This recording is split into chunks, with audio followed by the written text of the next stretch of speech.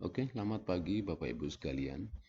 Jadi di kesempatan ini saya akan sampaikan tutorial singkat tentang pemanfaatan Learning Management System (LMS) yang telah terinstal di institusi kampus kita UGKMB. Nah, sebagai langkah pertama ini untuk login ya. Jadi yang pertama buka browser, kemudian ketikkan URL LMS kita, enter. Nah, tampilan awalnya kan kayak gini ya Bapak Ibu. Ini kadang-kadang sering timbul masalah di sini karena URL ini tidak hafal, tautan ini tidak hafal. Jadi untuk memudahkan kerja Bapak Ibu, karena sering menggunakan fitur ini tapi tidak mau repot-repot ngetikkan seperti ini, ada caranya.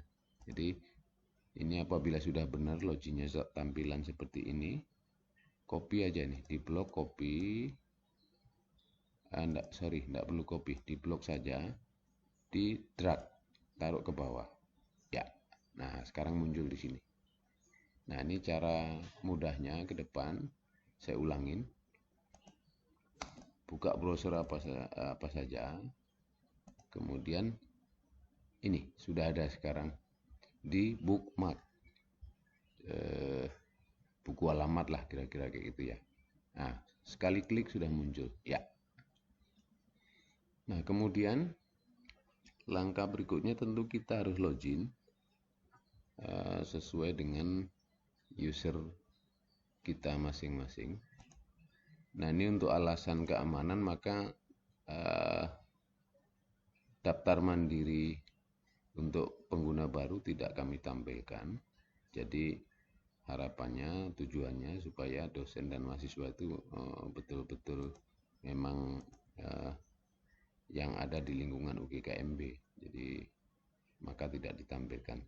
Nah untuk itu maka untuk registrasi silakan hubungin administratornya untuk pertama kali dan berikutnya bisa merubah sendiri datanya.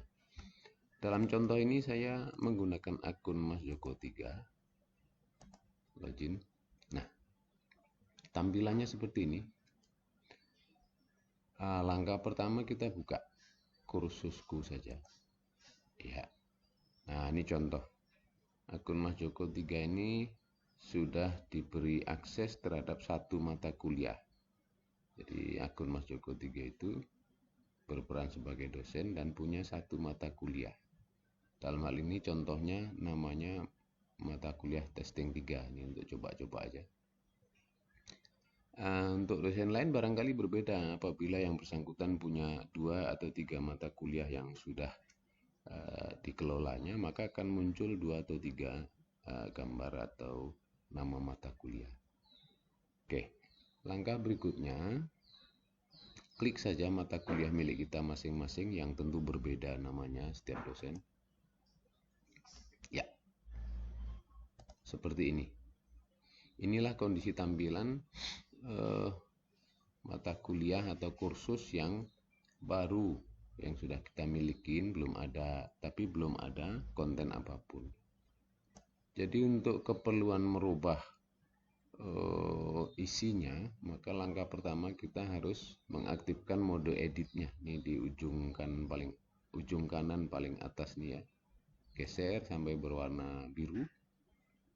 Nah, seperti ini. Kalau sudah ada tanda-tanda gambar pensil ini, maka kita sudah dapat mengedit kontennya. Oke, kita ambil contoh. Ini informasi pengumumannya akan kita hapus. Hapus saja. Nah, terus ini mau isi. Ini kan informasi biasanya. Deskripsi mata kuliah. Klik saja. Deskripsi mata kuliah. Nah, untuk menjadikan apa yang kita edit ini, enter saja, jangan diklik ke tempat lain, enter, ya. Nah, di sini diisikan informasinya. Kalau mau ngisi di sini aja, titik 3 ini, edit setelannya. Nah, disinilah tampilkan.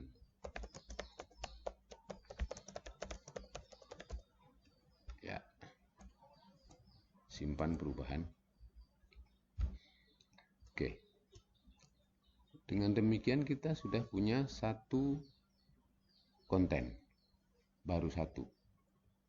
Nah, untuk kembali tidak perlu repot-repot harus mundur-mundur pakai panah. Ini cukup di atas aja, di pad atau jalurnya ini. Ya. Nah. Oke, kita tahap kedua akan membuat konten di tatap muka yang pertama, Bapak Ibu sekalian. Oke, klik gambar pensil, tuliskan sesuai dengan keinginan Bapak Ibu. Untuk contoh ini saya bikin tatap muka 1 tanggal 11 Juli 2025, misalnya begitu ya. Topik perkuliahan, coba buat konten, enter ya. Oke, judul topik kita di hari ini jadi satu, baru judul saja, tapi belum punya sumber daya apapun yang dimasukkan. Oke, kita akan mencoba memasukkan sumber daya, tambahkan aktivitas atau sumber daya. Contoh untuk kali ini kita akan memasukkan sumber daya yang pertama, presensi mahasiswa atau daftar hadir. Klik ya. Nah, ini usahakan kita punya tanggal ya Bapak Ibu. Punya tanggal, jadi lain kali kalau kita mau memeriksa itu tahu ini absen tanggal berapa. Contoh hari ini 11 Juli 2025. Nah, ini langsung saja ke bawah, simpan dan kembali ke kursus. Ya. Oke, sudah ada satu sumber daya, kehadiran atau absen mahasiswa. Tapi ini belum bisa dipakai karena belum kita setting sesinya. Nah, maka untuk bisa dipakai oleh mahasiswa, kita klik dulu ini. Oke, saya coba pelan-pelan. Klik. Kemudian ada tombol biru bernama tambahkan sesi. Nah, disinilah perannya. Klik tambahkan sesi. Nah, di sini yang harus teliti. Pastikan tanggalnya hari ini. Bisa juga misalnya absennya akan digunakan besok, maka kita setel tanggalnya besok. Nah, seperti ini. Tapi jika absennya akan dipakai hari ini, sesuaikan tanggal dan jamnya harus benar. Contoh di roster Bapak Ibu, untuk tatap muka pertama itu di tanggal 11, tanggalnya sudah ya, jamnya jam 10 sampai 12 misalnya begitu. Nah, ini yang tidak boleh salah. Tanggal dan waktunya harus tepat sesuai dengan roster penugasan mata kuliah Bapak Ibu sekalian. Kemudian ada bagian penting lagi di bawah. Jika absen ini ditujukan agar mahasiswa mengabsen sendiri, maksudnya dia mengkonfirmasi sendiri, klik sendiri, maka ini perlu dicentang. Artinya kita tidak perlu repot-repot mengklik satu-satu dan cukup mereka yang mengabsen, kemudian kita menghitung jumlahnya berapa. Jika sesuai maka oke. Jika tidak sesuai maka dapat kita buang yang tidak hadir tapi melakukan absen. Tapi jika tujuannya adalah kita yang mengabsen, maka ini tidak perlu dicentang. Oke. Contoh untuk hari ini kita bikin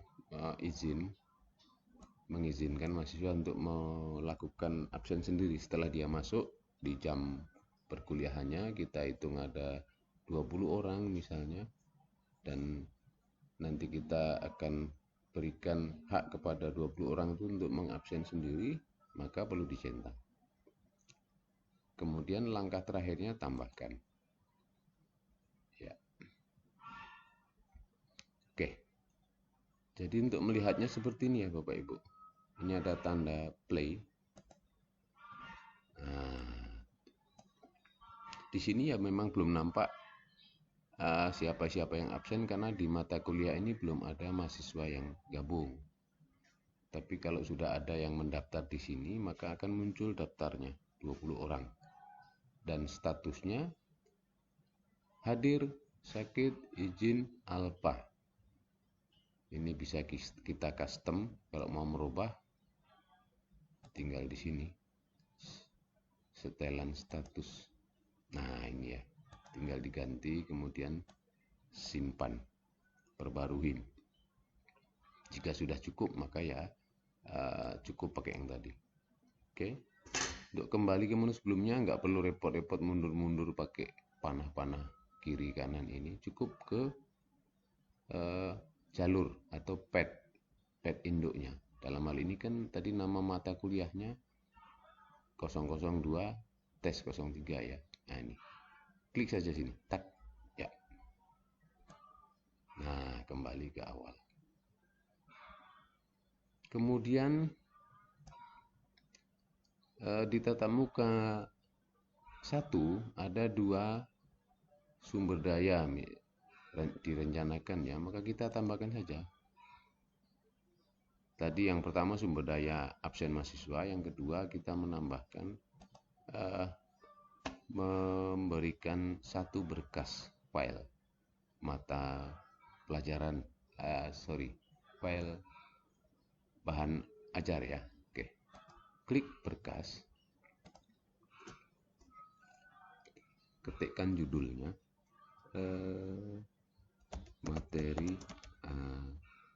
materi kuliah 1, apalah judulnya. Oke. Nah, materi itu karena ini kita melampirkan file, maka memang filenya perlu dilampirkan dengan cara drag and drop atau tambahkan. Oke, kita coba cara drag and drop ya. Misalnya ini buku panduan ini yang akan kita masukkan. Tarik aja. Iya, masukkan. Ya. Ini sudah tampil. Jika akan membuat 2, ya ulangi sekali lagi, masukkan sekali lagi. Nah, dalam contoh ini kita buat 1 saja ya.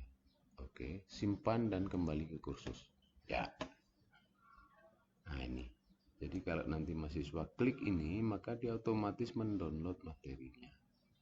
Nah, sebagai catatan, apabila ukuran file itu besar-besar, maka sebaiknya dibuatkan saja tautan eksternal. Misalnya file itu ada di Google Drive, buatkan saja tautannya supaya tidak membebani server e-learning ini. Tapi kalau kecil-kecil di bawah 2 MB, nah itu bolehlah di sini. Nah, contoh membuat tautannya seperti ini. Tentu kita buka dulu drive kita ya. Apa yang mau di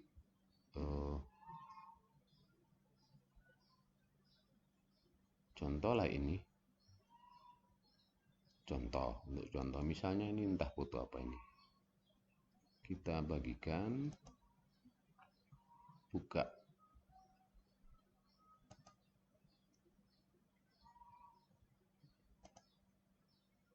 Oh, punya orang lain ini ya. Oke, benar punya saja.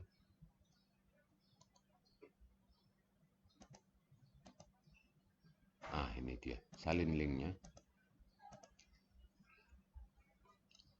Contoh untuk membuat tautan eksternal, misalnya saya ulangi, misalnya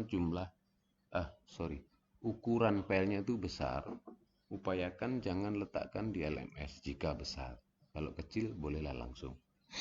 Jika besar, maka kita buat tautan eksternal seperti ini caranya. Tambahkan aktivitas URL. Ya.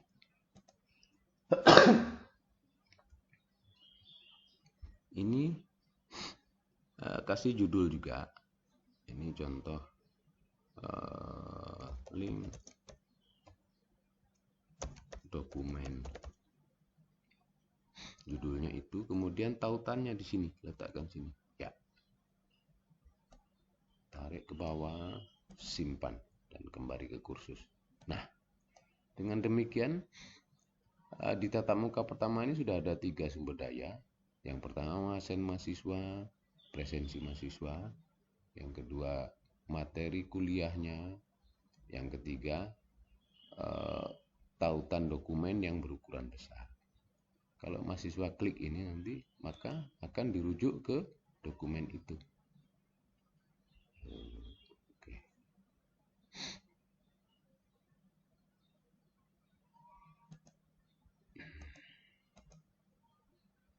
Oh, belum disimpan tadi ya. Sudah. Ya. Ini bisa dibuka di mahasiswa nanti. Tinggal buka ini, link dokumen kan, judulnya tadi kita link dokumen kan. Setiap tulisan yang biasanya berwarna biru dan jika dilewatkan mouse ada tanda seperti ini, maka itu adalah link. Klik, mahasiswa mengklik di sini. Tak. Nah, otomatis akan dirujuk ke dokumen yang kita bagikan.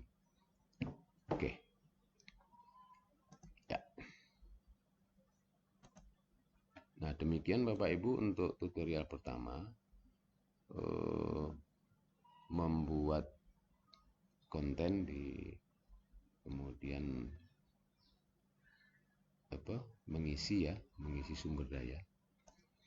Kemudian di tutorial pertama ini perlu juga kita sampaikan bahwa sebenarnya wajib hukumnya bagi setiap user baru itu untuk mengamankan akunnya, dalam arti password.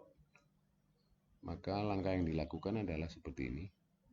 Klik di akun kita yang telah login, kemudian preferensi. Ya. Nah, di preferensi ini ada banyak tool. Nah, dalam hal ini karena kita hanya akan merubah password, maka di sini rubah password. Ya. Jadi di atas ini isikan password yang saat ini kita gunakan yang aktif. Kemudian nanti kita masukkan password baru yang kita inginkan. 2 kali sama persis. Kemudian simpan.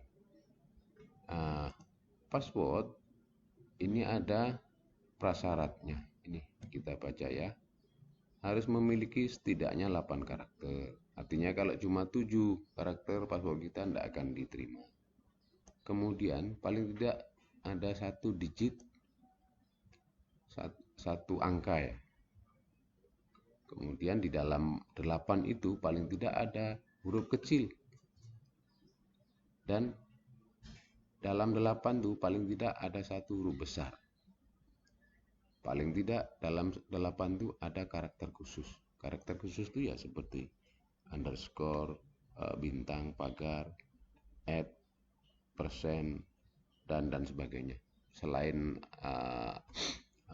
alfabetik numerik. Simpan jika sudah dirubah. Oke. Jadi mungkin untuk yang pertama itu dulu, Bapak Ibu. Pastikan kita keluar jika telah selesai mengisi konten di sebuah sesi. Ya, kembali seperti ini. Baik, terima kasih. Mudah-mudahan ini bermanfaat.